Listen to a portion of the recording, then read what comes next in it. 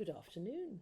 Welcome to the BookBlast podcast. Our focus is world literature in English translation by compelling storytellers illuminating cultures around the world and our shared human experience. Today I'm interviewing Rosamund Bartlett and Elena Michajlowska about the recently published collection Anton Chekhov's earliest stories, Novellas, Humoresques, 1880 to 1882. Thank you, Rosamund and Elena, for your time and for an irresistible glimpse into Chekhov's early writing and its enduring resonance in today's world.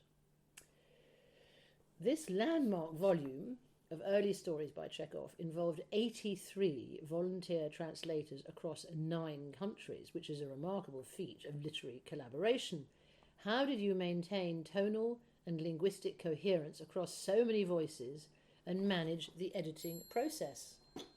Well, it's a very good question to start with. We had a rather complicated and drawn-out process in order to carry out all the editorial revision, which involved the translators all sending in their drafts, and then we had a peer review process. Okay. So they got to review each other's work because we wanted it to be as sort of collaborative as possible. And then we had a translator who had lived in Moscow for 30 years, Amanda Calvert, who very kindly read the entire manuscript and marked up things that we might want to look at. And then Elena and I both went through the entire manuscript separately, and then we came together, and Elena very cleverly put together documents so that we could see all the different versions side by side. Wow. We went through every single word of every single story, having a conversation about meanings and textures and nuances.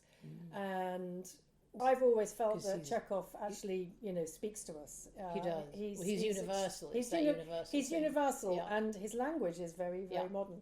So we haven't really employed, I think, a particular style. We've been. We haven't been literal, but we really wanted to be precise. We were quite a good team because Elena's obviously native Russian, I'm native English, but I steeped in Russian culture has been my profession, and so we've both brought different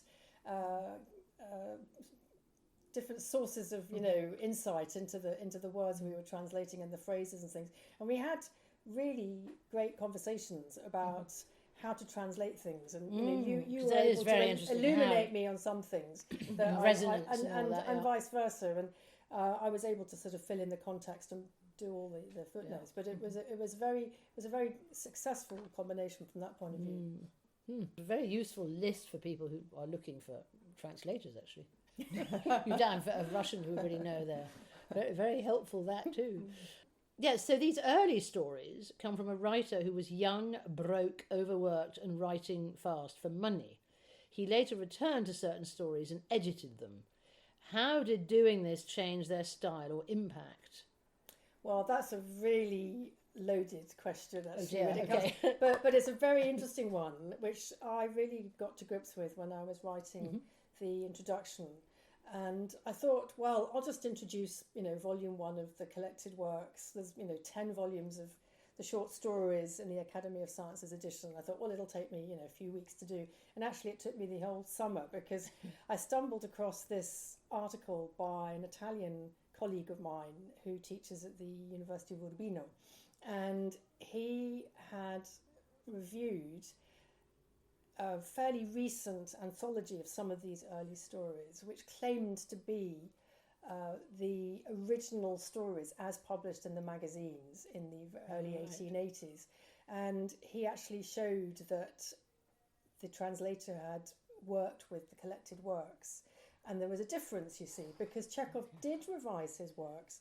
He began revising them really quite early on because he was already bringing out anthologies in 1882, 1884, very, very early on.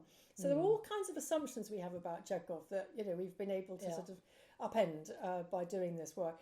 And then very significantly, 1999, when he was already dying of tuberculosis, he signed this awful deal with a very successful publisher in St. Petersburg because he needed money. He was hard up even at the end of his life. He was always needing money. Yeah, he was feeding the family and then himself, and he gave it all away. Right. So he sold for something 40,000 rubles, and the publisher, brought out an edition that instantly sold out, and then of course he just, raked it in. But the thing about the deal was that Chekov, 4 years before he died, had to come up with a list of the stories, and everyone knew Chekov at that point as the great contemporary Russian writer, the writer of famous stories like The Lady with Little Dog. They didn't know Chekov, who'd written these, funny little stories from 1881. Yeah, they didn't know Chekhov. They didn't know Chekhov. And Chekov never kept an archive of these ephemeral publications, so he had to get a team of friends. And then he had to decide. So you had to find them. Are they all scattered? They were scattered everywhere. Yeah, but he also had to contend with the fact that the readers would not want to begin volume 1 of his collected works with these early, because he was the grand writer. You see, it would have seemed insulting to him. But he did choose a couple from this first volume that we've done, and instantly, of course, he began to see that he wanted to change them because his style had evolved. And so also he'd matured, because he was 20 or something when he wrote these. So exactly. We look at what we were editing and reading at 20, one might have changed. Exactly. So he couldn't stop himself from changing it. I see. And there's this one story, The Trial, which is in that anthology that I mentioned. And there were lots of critics who were gushing about how amazing these stories were, because they prefigured the later Chekov. And Giuseppe Guini, this Italian scholar, said they actually are the later Chekov, because the stories in the collected works are the latest versions. And so I began to think, oh my goodness, what are we publishing? We're not actually publishing his very earliest stories in all cases. In the most cases we are. But some of them. But did he change the trial? Because the trial, isn't it the young man who's accused of stealing, and then it's in the father's pocket? That's right. But did he change? When I was asking, did he actually change the narrative, the plot, the story, or did he change? I mean, it's the same story, even if he changed touches and descriptions, perhaps, or. I mean, what changes? No, so he kept the stories, but changed. What were the changes he made? Basically, what we know about Chekov. He's a master of concision. That's right. And so he gets more and more concise as he goes on. And so what you see, he pruned. He pruned sort of, that story, Late Blooming Flowers. Yeah. He had this gushing opening to begin with, and that's actually even before he published it, because if you get stuck in the sort of notes at the back of these volumes, you realise that there's quite a treasure trove there. So in that story, he actually removed this very chunky opening and put it to the beginning of chapter 3 or something, and then just ended up summarising the whole thing with one sentence, and that's pure Chekov. And that's why it's so interesting, this book, because people have never taken volume 1 of his collected stories seriously, even Russian literature specialists, but actually he's already Chekov. So if you strip away the samovars and country houses and poverty, for example, in the fair, you're left with power structures that feel pretty contemporary. As editors, did you read these stories through a modern political lens, or did that resonance impose itself on you as you worked? Because the project took a while, it's been through different stages. About 10 years? Yes, and political angle changed in that time. And because initially when we started, we wanted to promote Russian language, but in the end, we just wanted to be as true as possible to the young Chekov. And as for political angle, that was exactly when Russia invaded Ukraine in February 2022. That was exactly the moment when the book was ready to submit to the publisher. And we realized as we were going and editing and adding extensive endnotes, which are absolutely necessary, and I delayed the project because we needed to supplement it with context in the end, as a lot of these stories are grounded in Chekhov's life, and it just enriches the volume so much that we just could not do it. As it was happening, we realized that all these names which are found here, like Bakhmut, Azov, Donetsk railway line, they're all on the war map now that we're watching. And it was particularly painful. Also, Chekhov was fresh from Taganrog, and having a Ukrainian grandma, and as we've discovered, they even staged home theatre in Ukrainian, and so some of these characters were.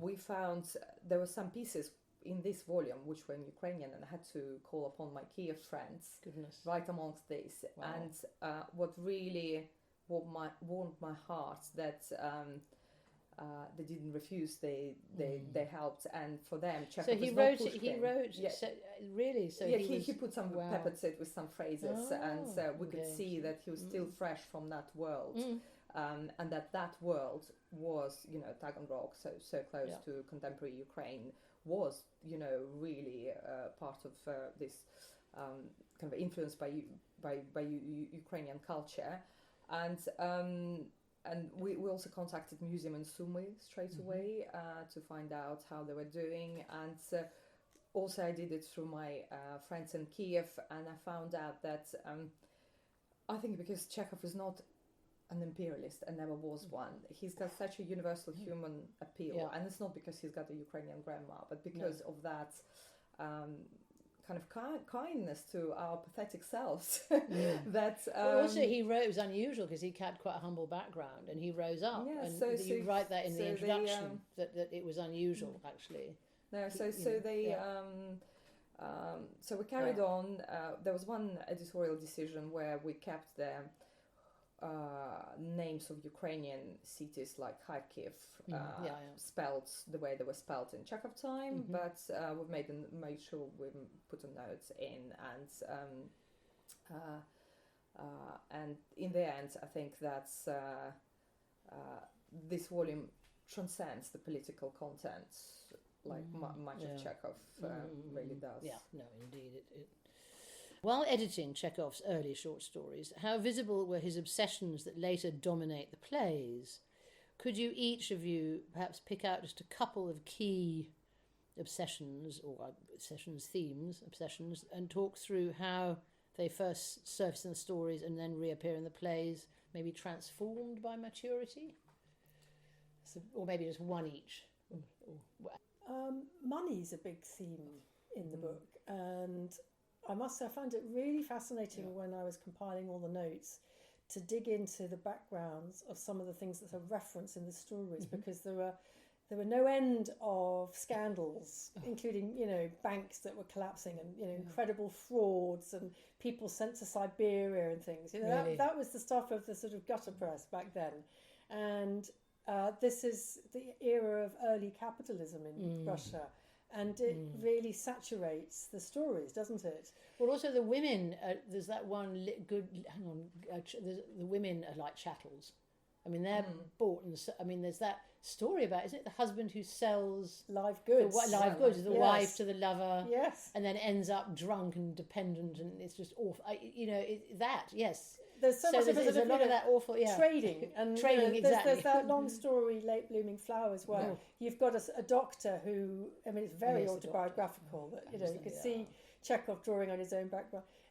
The doctor is the son of the former valet of the people who are the heroes of the story, and so they look down on him because of his social origins. But he's sort of come up, because and they're becoming a doctor. They're going down, exactly. So but at a certain point, he thinks, I'll get married to the young girl, and he sends a matchmaker. Oh yes, he wants 60,000 rubles or something. They sort of say no because, of course, how could they possibly agree? But there's this feeling of transaction that's very much in the background of a lot of these stories. But also, the story you mentioned, the Late Blooming Flowers, it's degrading aristocrats, not just being impoverished, but degrading in who they are, in their stature in the society, like that Yegorushka, Prince Yegorushka, what did he turn into? And the doctor, as you mentioned, partially autobiographical. I think we also find that character in later bigger story, Ionich, the doctor who also chose to commercial side of things rather than the spiritual and wasted his life. So there's a lot of that. But honestly, throughout you see these characters who are not living their true lives. Yeah. And it's been already evident here Yes, even exactly. in little sketches, satirical Yeah. sketches. So, and that's the ground in Chekhov. Not to mention yellow into the corner, literally in one of the stories. Yeah, well, Yes, and there's also the ennui. There's that feeling of what the French ennui, ennui, boredom. Skúka in Russian. There's this sort of, and that is very much in the play. Somebody's sort of vaguely waiting for something to happen, or is it going to happen, or not, or. And there's already a feeling with some of them, especially. Yeah. But you see that, Cherry Orchard. The Absolutely. last play he wrote. It's all about transaction. Exactly. Isn't it? Selling. It's about the same theme of the upper class, going down, and the merchant class coming up. Yeah. Chekhov's aristocrats are bored, entitled, casually cruel, and convinced of their moral superiority. Is Chekhov satirizing a specific class, or actually exposing something more universal about power? Universal for sure. I think because it's not just aristocrats who are feeling entitled, bored, and probably also imprisoned by their social status. That everyone has to put up the pretenses, and none of them are living true life, and the violence comes out of that. As a result, and there are stories here like the mistress. There are lighter-hearted ones at the beginning, but then there are heavier going. And what really surprises me, it's that depth in this young Chekhov. You just imagine he's a medical student. He's writing for 5 kopeks a line. That was the the actual trade, and he's living to the full as much as he can in Moscow with his brothers, and yet he already has all this observation on who the people around him really are, and this violence, he sees it in all layers of society.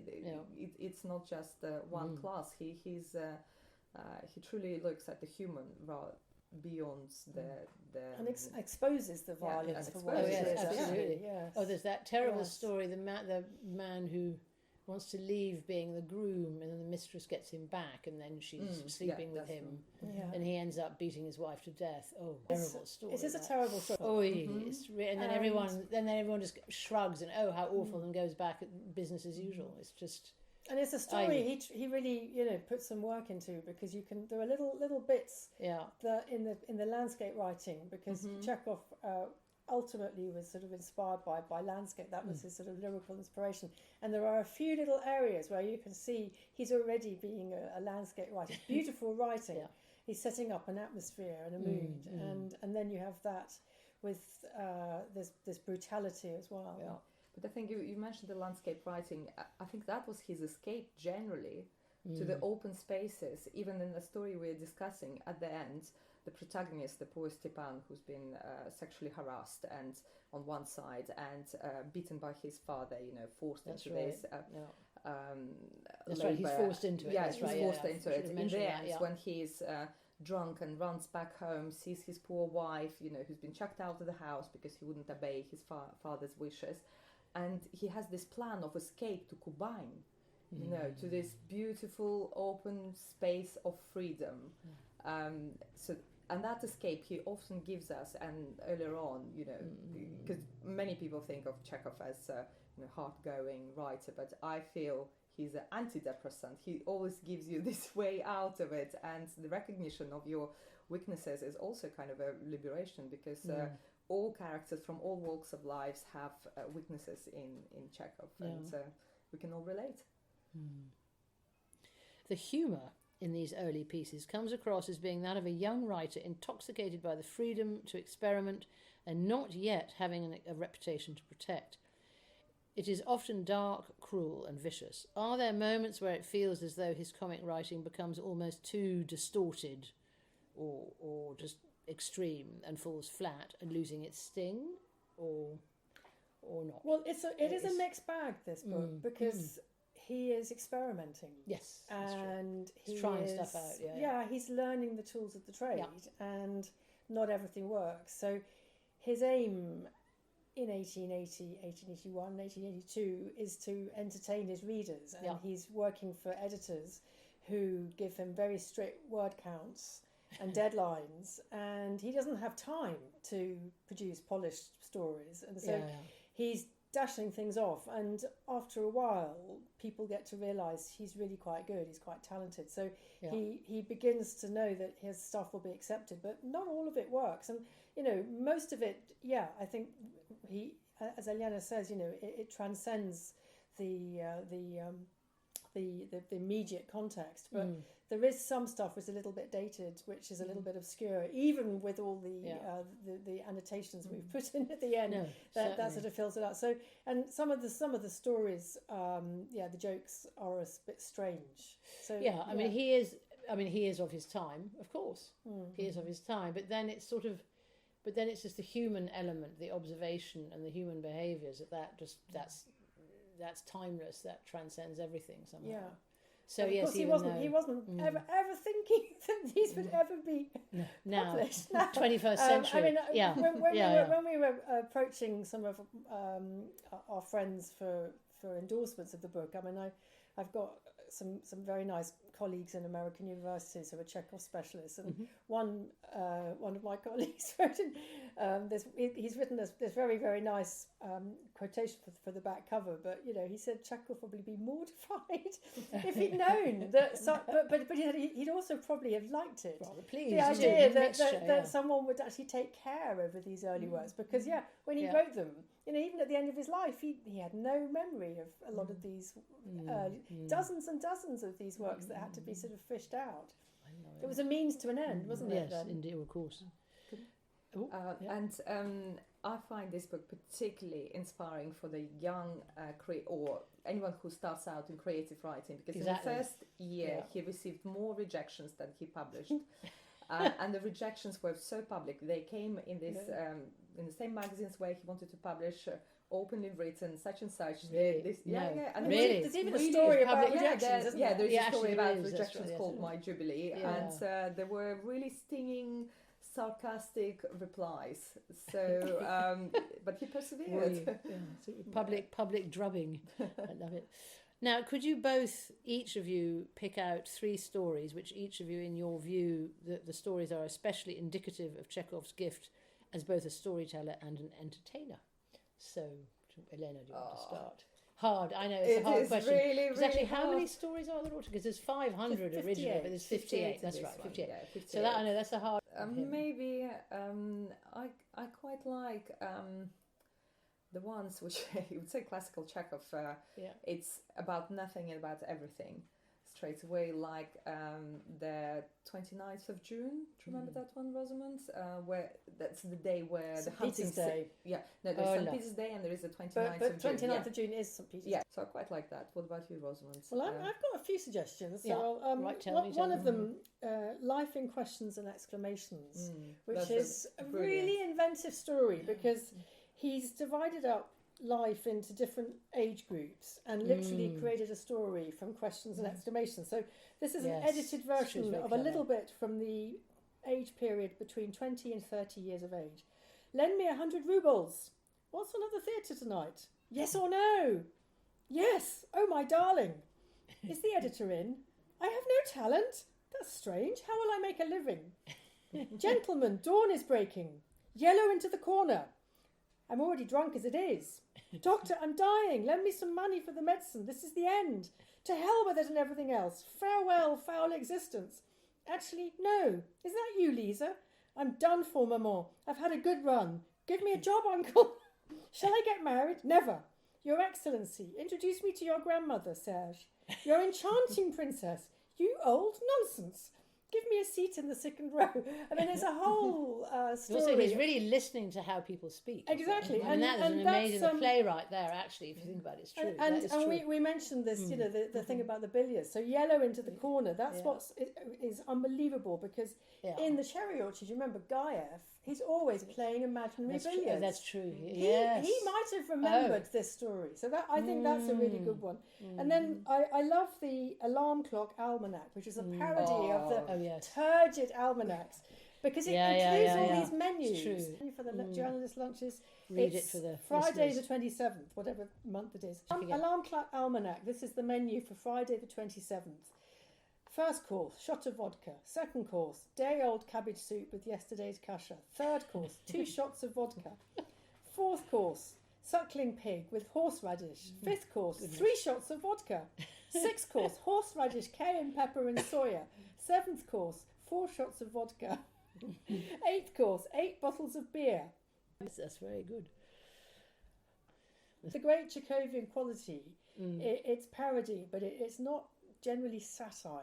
I alluded to earlier, no, he's a very compassionate writer, even in this early age. That's why we love him, because he sort of, gets the things about human frailty, doesn't he? Somehow. That at the end, the theatre starts coming in, the last stories, but he's a failed actor, could have been wonderful. And then there's the actor, was it Hamlet? He's bungling the lines and he can't stand it and starts shouting, and then he's thrown out. I mean, it's awful. And also a lot of everyone just drinking their disappointment and sorrows into oblivion. And it's just... Chekov is often described as being quintessentially Russian, yet his work feels at home everywhere and has a timeless resonance. What, in your view, allows him to transcend his historical and national context, making him both universal and contemporary? And here we are talking about him in the 21st century. Chekhov being forgiving. I'm forgiving. And also his discernment. But he's a doctor. The way he sees people, he is a doctor. He diagnoses conditions, and but he's also a bit of a psychologist. He prescribes art, he prescribes literature, because everyone loves a good story and people like to laugh. Indeed. And that humanity, I think, indeed. is something common to us all. Thank you. We could go on discussing this ad infinitum, because the mixture of characters and narratives, and some are long and some are short, and the styles, and he's obviously having a lot of fun doing it. You sense he's enjoying himself. That's important. Anyway, so it is Anton Chekhov's earliest stories, novellas, humoresques, 1880 to 1882. Thank you, Rosamund Bartlett and Elena Michajlowska, for your time and for opening a window onto an unknown early chapter of Chekhov's life and literary career. And thank you all for tuning in to this episode of the BookBlast podcast. So you can buy a copy of this wonderful book from the BookBlast bookshop at bookshop.org.uk online, as well as the likes of, whether it's Waterstones or your small independent bookseller. Please do go and order it, and support our work, support that work of independent booksellers and writers and lovers of fine literature in translation generally. Thank you. Thank you.